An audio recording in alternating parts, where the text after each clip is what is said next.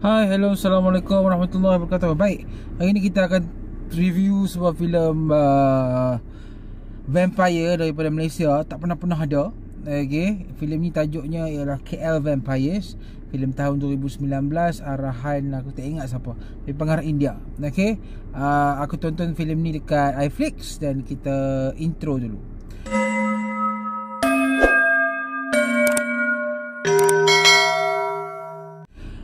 Okey, KL Vampire ni ialah sebuah filem action, filem fantasi, filem yang menggabungkan elemen-elemen mistikal dari segala daripada sejarah ataupun hikayat-hikayat Melayu. Lepas tu dia dongengkan, dia mix up, dia campur aduk apa semua. Lepas tu dia wujudlah KL Vampires. Okey, itu adalah satu benda yang aku suka tentang filem ni, sebab jarang filem-filem Malaysia ni yang berani untuk mix up sejarah, atau bukan sejarah lah, dia lebih kepada hikayat ataupun kisah-kisah dongeng zaman dulu-dulu, untuk dijadikan sebuah filem dan juga dunia fantasi diorang. Cuma aku macam agak-agak terkejut dan mempersoalkan lah, kenapa perlu namakan KL Vampires? Adakah filem ni cerita pasal vampire di KL saja? Kenapa tak ada di Kedah?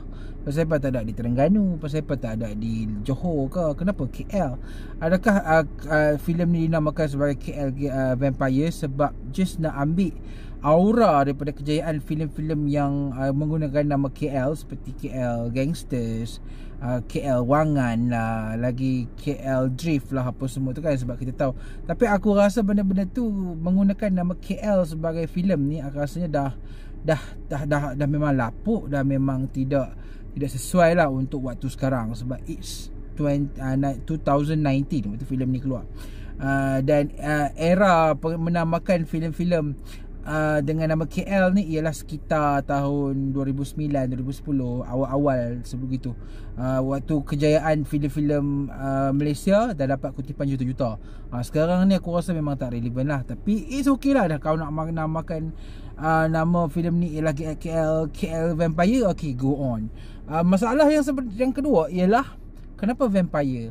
Benda ni aku macam agak mempersoalkan dan macam tak jelas lah. Kenapa kita nak main perkataan vampire sedangkan kita ada perkataan Pontianak?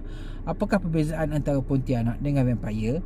Benda tu aku gagal untuk jumpa dalam filem ni secara jelas. Adalah usaha-usaha dan daripada beberapa dialog yang cuba untuk explain, but still penjelasan tu agak-agak samar.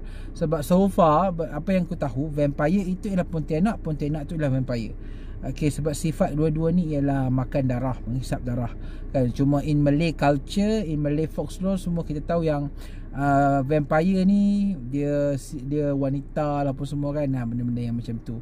Cuma aku tak tahulah, using vampire menampakkan yang sebenarnya filem ni terlalu nak adapt culture daripada barat ke dalam budaya timur. Tapi benda tu tak menjadi, sebab kalau kita sebut pasal vampire, kita kena compare dengan cerita seperti Dracula lah apa semua kan, benda-benda macam tu. Aku tak nak cerita sangat lah, tapi aku rasa macam tak sesuai lah pasal namakan filem ni sebagai vampire.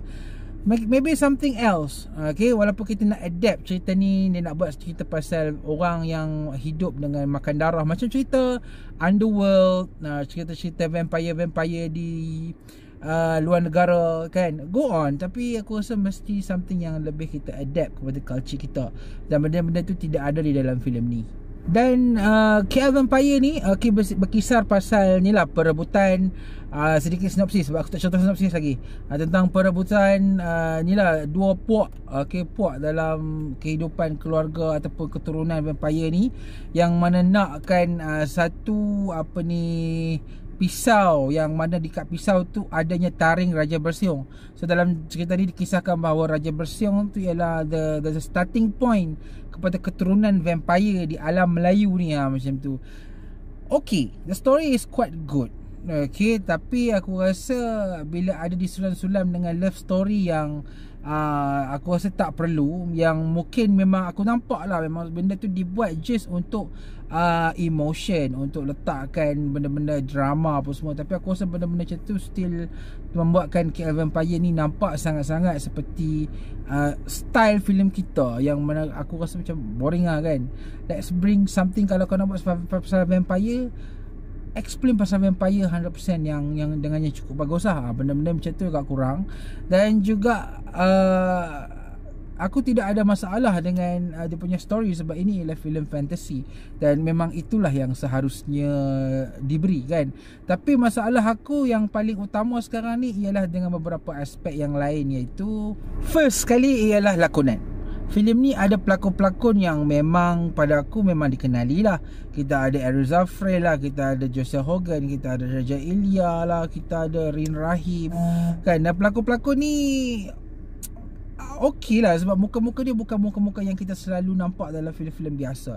Dan Errol Zafrel antara pelakon yang aku rasa memang sesuai untuk watak vampire. Joshua Hogan pun memang betul-betul mantap.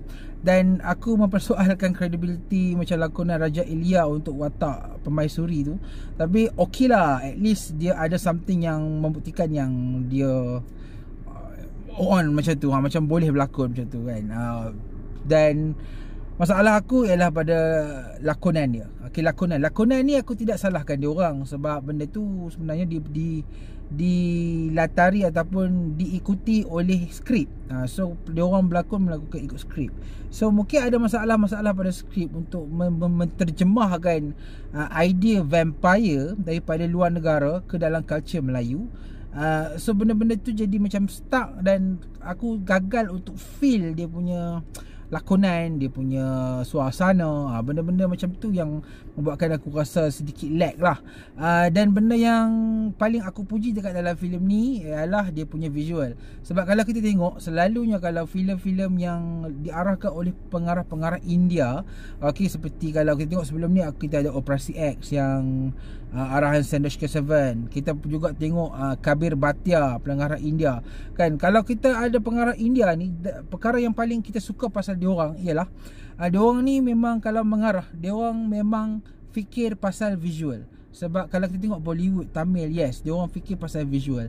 Jadi kalau kita tengok dalam filem Operasi X, kita tengok dalam filem KL Gangster, walaupun KL Vampire, walaupun cerita tu agak teruk dan memang kita tak boleh pergi, memang tak boleh layan, tapi visual dia memang mantul, boleh dikatakan boleh layan dan memang ada vision. Cuma bila visual tu bagus tapi penceritaan tu tak bagus, dia macam tak mix up lah. Tapi kita nampak yang pengarah ni cubalah untuk realisasikan dunia vampire yang mana mungkin kita tak pernah nampak dalam mana-mana filem. Dan itu yang aku rasa patut dipuji. Cuma kesan CGI still perlu improve. Aku tak salahkan dia orang juga, sebab benda tu perfilman Malaysia memang macam tu. Okey, harap-harap ke depan nanti, in the future. Tapi aku nampak lah macam penggunaan CGI dalam filem ni agak-agak berat dan heavy, dan at least ada percubaan, dan benda tu sangat-sangat aku puji, dan harap-harap keep on improving, making filem yang penuh dengan CGI. Cuma kita perlu repair lah kan. Harap ke depan ni adalah orang yang berkemahiran untuk buat visual dengan lebih bagus. Sebab adegan contohnya macam vampire tu hilang, tobek api tu, itu memang sangat bagus. Cuma scene-scene dekat dekat mana dekat kota-kota dekat istana tu memang nampak sangatlah macam dalam green screen kan. Itu sajalah. Sedikit lagi aku just nak cakap pasal Cecep Arif Rahman, pelakon yang memang dijemput untuk membintangi filem ni. Mungkin wakil daripada Indonesia. Sebab sebelum ni kita ada pelakon Indonesia yang lain, yang memang berlakon dengan filem Malaysia. Dan aku agak kecewa sikit lah dengan kemunculan pelakon Indonesia yang kita memang tunggu-tunggu ni, sebab dia pernah berlakon filem John Wick. Dan bila aku tunggu babak-babak filem lakonan dia, oh ya Allah, sikitnya kan. Dan sikit pula dia punya babak-babak yang pertarungan pula memang agak mengecewakan. Mungkin koreografi tu bagus, tapi visual dia gagal untuk menimbulkan rasa gah tu. Itu benda yang aku agak kecewa lah. Dan bila watak Cecep Arif Rahman ni akhirnya mati, spoiler, aku macam tak boleh. I hope that watak tu dikembangkan lah sikit. Come on, dia pelakon dari luar, datang daripada Malaysia untuk berlakon filem-filem macam ni kan. So bagilah ruang untuk dia menyinar dan membantu filem ni untuk berkembang kan. Tapi sayangnya itulah, terlalu pendek, terlalu simple, dan aku tak expect benda yang macam tu. Yang lain aku rasa tidak ada masalah kot. Itu sajalah benda-benda aku nak cakap pasal filem KL Vampire ni.